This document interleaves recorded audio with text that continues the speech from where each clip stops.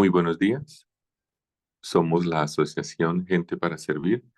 Este es nuestro devocional para hoy, 29 de abril de 2024.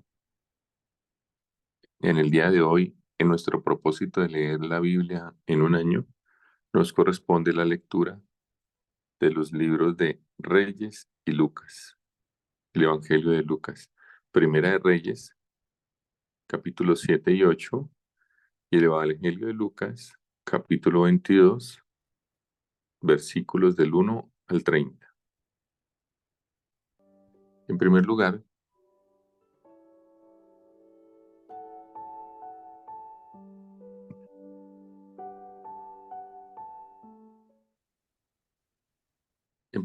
vemos que en el Evangelio de Lucas encontramos dos elementos especiales que debemos resaltar en el día de hoy.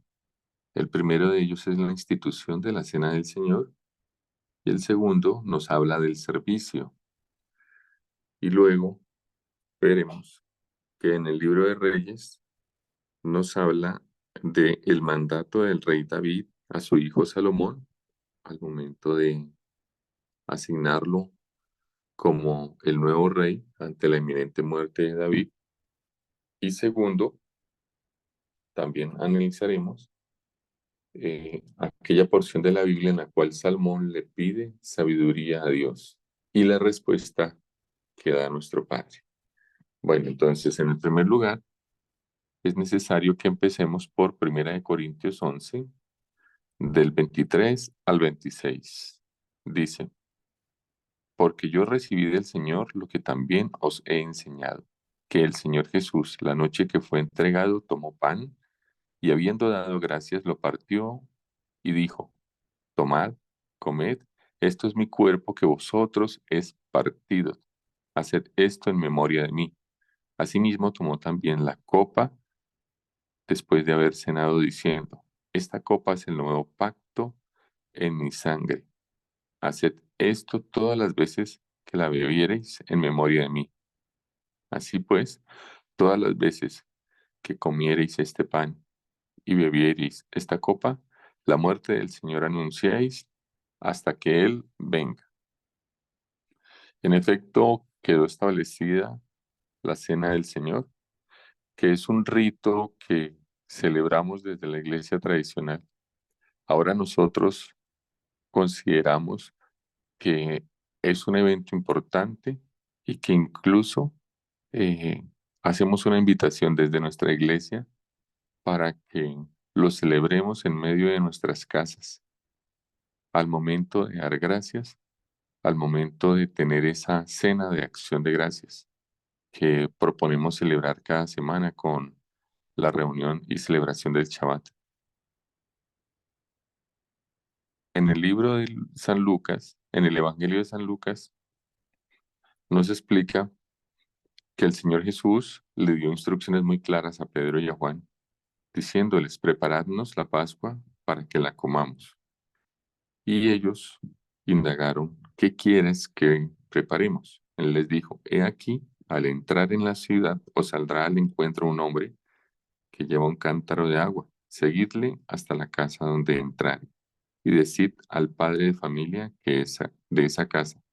El maestro dice, ¿dónde está el aposento donde he de comer la Pascua con mis discípulos?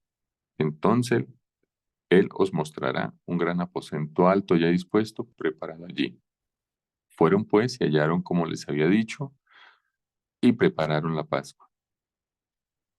Aquí quiero hacer o resaltar una enseñanza, y es que todo lo que el Señor dispone para que nosotros lo hagamos se cumple a cabalidad en su letra, y Él dispone de todos los medios y recursos para que nosotros cumplamos esa delegación. Este es un elemento importante para tener hoy en cuenta. El cumplir las instrucciones del Señor implica obediencia, pero también Él dispone de los recursos que necesitamos. Dice que fueron y hallaron como les había dicho y prepararon la Pascua. Y cuando era la hora se sentó a la mesa y con él los apóstoles y les dijo, cuánto he deseado comer con vosotros esta Pascua antes que padezca. Él ya había advertido la venida del hombre y él ya había advertido que iba a ser sacrificado. Pero este era un tema que ellos no tenían presente. Era una instrucción que ellos todavía no comprendían. Dijo el Señor, porque os digo que no la comeré más hasta que se cumpla el reino de Dios. Y habiendo tomado la copa, dio gracias y dijo, tomad esto y repartirlo entre vosotros, porque os digo que no beberé más del fruto de la vid hasta que el reino de Dios venga. Y tomó el pan y dio gracias y lo partió y les dio, diciendo, esto es mi cuerpo que por vosotros es dado. Haced esto en memoria de mí. Mire que la instrucción es clara. Tanto el vino que representa a nuestro Señor Jesús como el pan que representa a nuestro Señor Jesús nos sirven para hacer memoria de Él y de su enseñanza y de las instrucciones que dejó para nosotros. De igual manera, después que hubo cenado, tomó la copa diciendo, esta copa es el nuevo pacto en mi sangre, que por vosotros se derrama. Recordemos que la tradición les enseñaba que para hacer la redención de pecados era necesario sacrificar el cordero y su sangre para expiar los pecados. Ahora, él iba a cumplir ese papel, el cordero. Él era quien iba a ser sacrificado y su sangre derramada por nosotros. Mas he aquí, la mano del que me entregará está conmigo en la mesa. Entonces, observamos cómo nos dejó un legado especial y es la celebración de la Santa Cena para recordar la obra que Él hizo por nosotros y cómo Él ahora ocupa ese papel y ese lugar, el del Cordero, el del inocente, el de que entrega su vida para expiar los pecados y el que nos da salvación. Esta es una consigna permanente para nosotros, el celebrar, el recordar, el rememorar lo que Él hizo por nosotros, porque esa obra sigue vigente en nosotros y para cada uno de nosotros. Luego, en el Evangelio de Lucas nos habla de la grandeza del servicio, porque ocurre que entre ellos había una disputa por quién de ellos sería el mayor, quién iba a tomar ese lugar de liderazgo en el grupo. Y él les dijo, los reyes de las naciones se enseñorearán de ellas, y los que sobre ellas tienen autoridad son llamados bienhechores, mas no así vosotros, sino sea el maestro, perdón, sino sea el mayor entre vosotros como el más joven, y el que dirige como el que sirve. Porque ¿cuál es mayor? ¿El que se sienta a la mesa o el que sirve? No es el que se sienta a la mesa, mas yo estoy entre vosotros como el que sirve. Mire lo importante de esta enseñanza, porque se trata de romper esos esquemas caducos que incluso creo que todavía eh, actúan en el día de hoy. Siempre queremos ese lugar de mayor relevancia, queremos el reconocimiento, gloria y exaltación, queremos que por mayores títulos, por mayor dignidad, por posición social, se nos dé ese lugar, ese primer lugar. Pero aquí el Señor ha dado una instrucción muy clara y es parte de ese legado. Quien quiera ocupar esa posición tiene que ser primero el que sirve. Y el que sirve incluso al necesitado, al menesteroso. El que sirve a quien de pronto eventualmente no consideramos digno de esa posición. Pero es que ese es el cambio de mentalidad que nos propone nuestro Señor. Nos está pidiendo servir, porque el servir nos da esa particularidad de ser llamados sus discípulos, que cambiamos nuestra mente, renovamos nuestro corazón y tenemos una actitud diferente hacia las personas, hacia el conglomerado, en donde nuestra posición es la de honrar y servir a las personas, considerarnos incluso que todos ellos son mayores que nosotros y que nuestra posición es la del servicio. Entonces dice, yo pues os asigno un reino como mi Padre me lo asignó a mí, para que comáis y bebáis a mi mesa en mi reino y os sentéis en tronos juzgando a las 12 tribus de Israel. Está claro que hay una promesa para nosotros.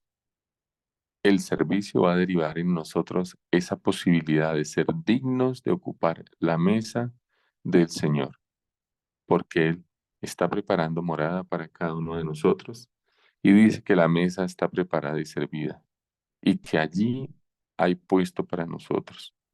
Entonces, lo que nosotros honramos y trabajamos aquí en este momento, en esta vida terrenal, es abonado allí.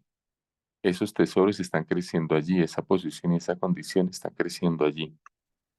Entonces, qué bueno ser como uno de estos discípulos del Señor, que recibió claramente todas estas instrucciones para beneficio de todos. Ahora, veo necesario que nos vayamos al libro de Reyes y encontramos en Primero de Reyes una situación especial que se presentó entre los hijos del rey David. Adonías usurpa el trono que le había dicho ya y prometido el rey David a su hijo Salomón. Entonces, Hagit, la madre de Adonías, y Betsabé, perdón, Ha- Hagit, la mamá de Adonías, y Betsabé, la mamá de Salomón.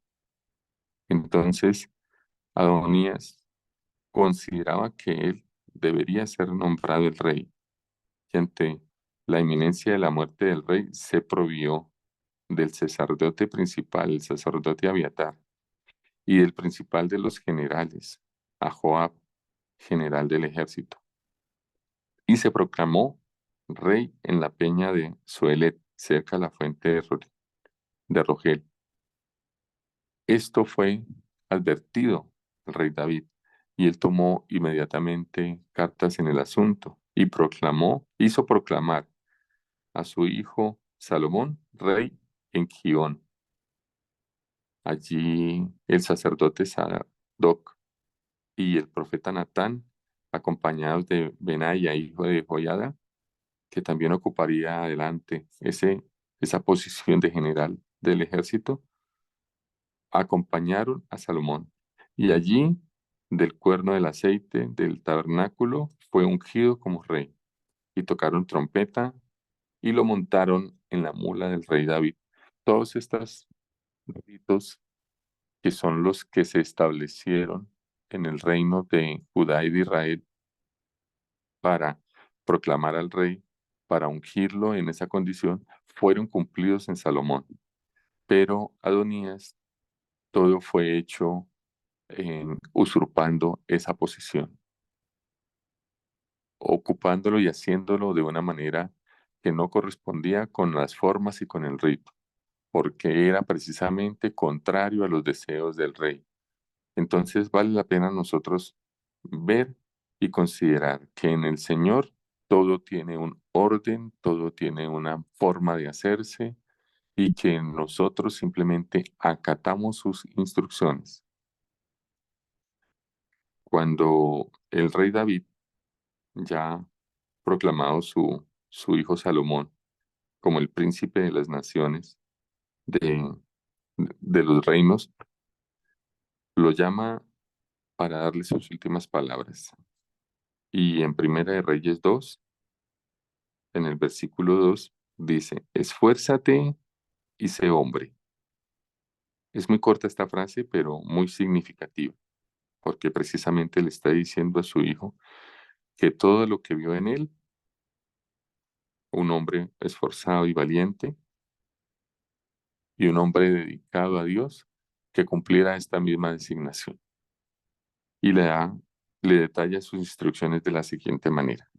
Le dice, guarda los preceptos de Jehová tu Dios, andando en sus caminos y observando sus estatutos y mandamientos, sus decretos y sus testimonios, de la manera que está escrito en la ley de Moisés, para que prosperes en todo lo que hagas y en todo aquello que emprendas. Yo quisiera que por favor en la lectura de estos versículos lo apropiáramos a nuestro nombre, en donde el Señor nos está dando estas mismas indicaciones. Dice David a Salomón, en el versículo 4, para que confirme Jehová la palabra que me habló diciendo, si tus hijos guardaren mi camino, andando delante de mí con verdad, de todo su corazón y de toda su alma, jamás, dice, faltará a ti, varón, en el trono de Israel. Es muy especial esto porque fue precisamente lo que el rey Salomón hizo. Empezó a cumplir lo que su padre le delegó, le enseñó, las instrucciones que le dio. Pero en particular, considero yo, lo hizo así porque era el ejemplo que había recibido de su padre David. Tal como lo hizo su padre, él lo replicó. Porque más adelante, él se dedicó a obrar de acuerdo a estas instrucciones. Y era su tradición ir a presentar holocaustos y sacrificios al Señor. Y acudió en algún momento a Gabaón, el lugar alto principal para este tipo de ritos, para hacer el holocausto y las ofrendas. Y es allí en donde Salomón, en sueños, recibe instrucciones ahora de Dios nuestro Padre. Y en Primera de Reyes 3 dice, Salomón hablándole al Señor, da pues a tu siervo corazón entendido para juzgar a tu pueblo y para discernir entre lo bueno y lo malo, porque ¿quién podrá gobernar a este tu pueblo tan grande? Y mire la respuesta de nuestro Señor. Dice, agradó delante del Señor lo que Salomón pidiese esto. Y le dijo Dios, porque has demandado esto y no pediste para ti muchos días, ni pediste para ti riquezas, ni pediste la vida de tus enemigos, sino que demandaste para ti inteligencia para oír juicio. Yo me pregunto si nosotros tuviéramos esa oportunidad, ¿cuál sería nuestra petición? ¿Nos afanaríamos por riquezas, por dinero, por posición y condición social? ¿O estaríamos dispuestos a servir, como nos lo delegó y nos lo enseñó nuestro Señor Jesús, para servir a los demás? Es decir, esas posiciones de privilegio, esas posiciones de gobierno, ya está una instrucción clara, que son para servir, no para servirse del pueblo, ni para abusar del pueblo, ni para engrandecer mi nombre, sino para engrandecer el nombre del Señor, porque mi obrar debe corresponder con estos lineamientos. Y yo desde mi casa que gobierno, no lo hago solo, es mi Señor quien gobierna mi casa, y yo sigo sus instrucciones. Y si lo hago de esa manera, mi casa saldrá adelante de todos los ataques del enemigo y de todas las circunstancias que nos rodean. Dice luego, y le dijo Dios, ¿por qué has demandado esto y no pediste para ti muchos días? He aquí, lo he hecho conforme a tus palabras. He aquí que te he dado corazón sabio y entendido, tanto que no ha habido antes de ti otro como tú, ni después de ti se levantará otro como tú. Y aún también te he dado las cosas que no pediste. Mira, a mí esto me sorprende de manera particular, que el Señor conoce lo que hay en nuestro corazón. Y antes de que nosotros lo hablemos, Él sabe qué necesitamos y cuál va a ser esa reacción que tenemos. Y muy seguramente el rey Salomón pudo tener todas estas situaciones en su corazón, pedirlas, pero en medio de su humildad frente al Padre, supo pedirle lo que al Padre le agradó. Entonces yo diría, ¿nosotros estamos dispuestos a hacer lo que le agrada a nuestro Padre? ¿O queremos que Él haga lo que nosotros queremos que se haga? Entonces que Él se alinee a nuestros pensamientos y a nuestra manera de pensar. Yo creo que esta es una enseñanza muy especial, porque David da unas instrucciones claras a su hijo, pero él, en cumplimiento a esas instrucciones, ha aprendido a comunicarse con el Padre. Entonces, diría yo, nosotros hemos aprendido del legado de Jesús, de lo que Él vino a enseñarnos, y de esa manera lo hemos venido cumpliendo porque creo que esa es la manera de agradar al Padre. Dice aquí, en el versículo 13, y aún también he dado las cosas que no pediste, riquezas y gloria, de tal manera que entre los reyes ninguno haya como tú en todos tus días. Y si anduvieres en mis caminos, guardando mis estatutos y mis mandamientos, como anduvo David tu padre, yo alargaré tus días. Mire qué importante esta parte. Ahora, más adelante encontramos que Salomón edifica el templo, pero el templo había sido una intención del corazón del rey David y apropió de los medios y de los recursos, pero la instrucción del Padre era otra. Yo te agradezco porque en tu corazón nació construir casa para mí, pero va a ser tu hijo quien la va a edificar. Y esta edificación duró exactamente 7 años. Al cuarto año del reino del rey Salomón se inició la construcción en el mes segundo, en el mes de Sif, y se culminó en el al 11º año de gobierno del rey en el mes de Bul, en el octavo mes. Es decir, 7 años y 6 meses duró la construcción, con unas instrucciones tan detalladas, con una perfección en todas las medidas, en un complemento de cada parte que claramente no puede ser solo un diseño de hombres. Y está claro que había un lugar especial allí destinado, porque observen por favor que las instrucciones era que tuviera 60 codos de largo, 20 codos de ancho y 30 codos de alto. Y dentro de él se designó el lugar santísimo. Y el lugar santísimo dentro del templo, en la parte más interior, tenía medidas de 20 codos de ancho, 20 codos de alto y 20 codos de largo, en donde el Señor se sirvió de un diseño especial, de una decoración especial. Y nuevamente, cuando el rey terminó la obra que dispuso hacer el rey Salomón para la casa de Jehová, y metió Salomón lo que David su padre había dedicado, plata, oro y utensilios, depositó allí en las tesorerías de la casa de Jehová. Es decir, todo estaba dispuesto de tal manera que desde que se ideó o desde que surgió en el corazón de David hasta que se ideó en la cabeza de Salomón, todos los detalles, todo estaba cumplido según esas instrucciones. Y por eso la obra ha tenido tanta significación incluso hasta nuestros días. Entonces, en el día de hoy vemos cómo hay unas instrucciones, unos estatutos, unos mandamientos, unos decretos que el Señor establece para nuestra vida y nos dispone para que nosotros lo hagamos de esa manera.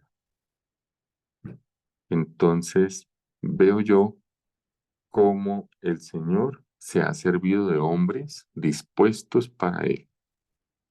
Y esos hombres realmente han sido grandes, pero porque se han dispuesto para la obediencia. Entonces, esas son las enseñanzas para el día de hoy. Les pido por favor, vamos a orar para cerrar nuestro devocional del día de hoy.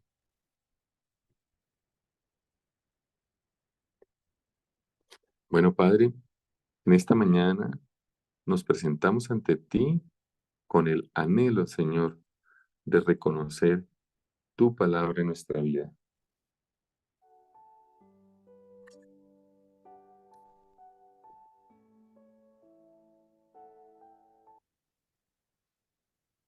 Mi Señor, has dado unas instrucciones claras, has dispuesto para nosotros los recursos y los medios necesarios en el lugar en donde hoy estamos.